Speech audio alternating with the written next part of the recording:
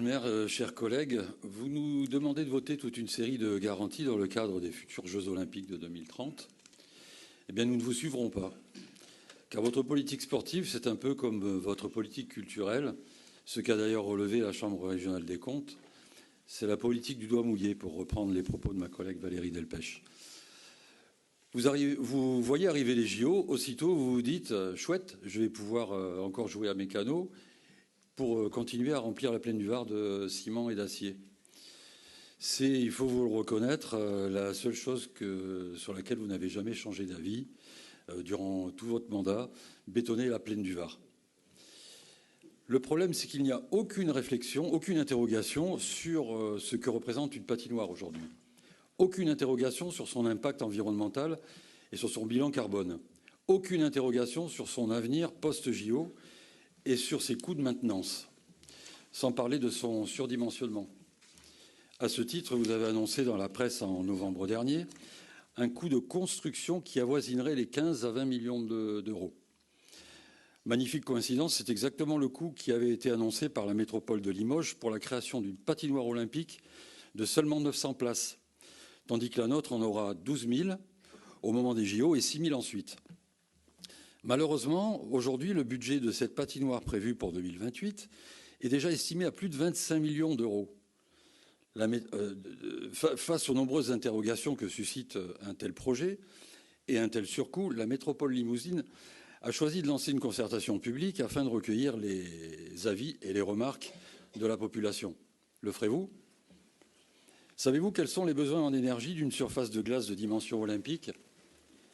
Entre 1500 et 2400 mégawatts-heure par an, ce qui représente la consommation électrique annuelle de 300 à 400 familles.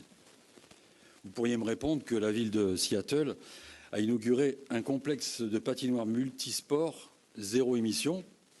Ça lui a coûté plus d'1 milliard de dollars. Dollars, oui, c'est presque la même chose.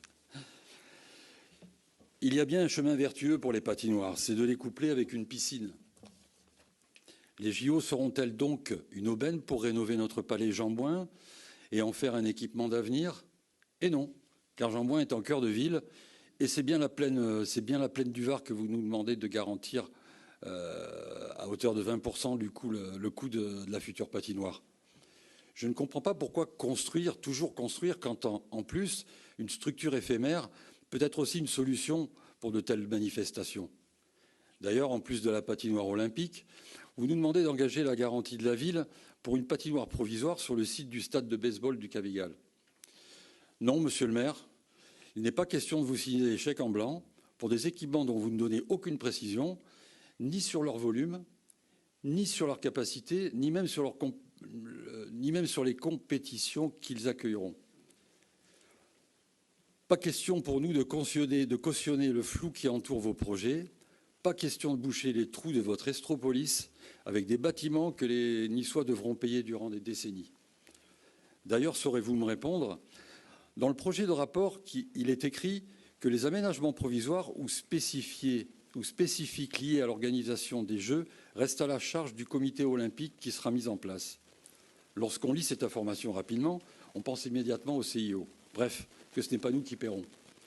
Sauf qu'en relisant, on comprend bien qu'il s'agit du comité exécutif des infrastructures des Jeux, celui qui regroupera la région Rhône-Alpes à la nôtre, tout comme le comité 2024 réunit le Grand Paris à la région Île-de-France.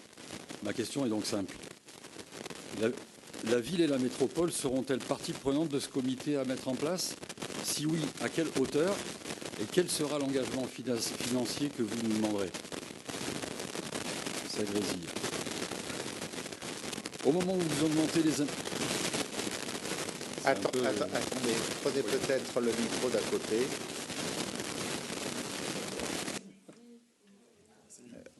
Je suis désolé, mais je préfère qu'on vous entende.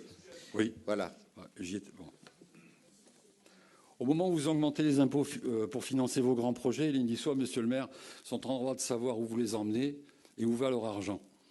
Vous l'aurez donc bien compris, nous voterons contre cette délibération. Je vous remercie.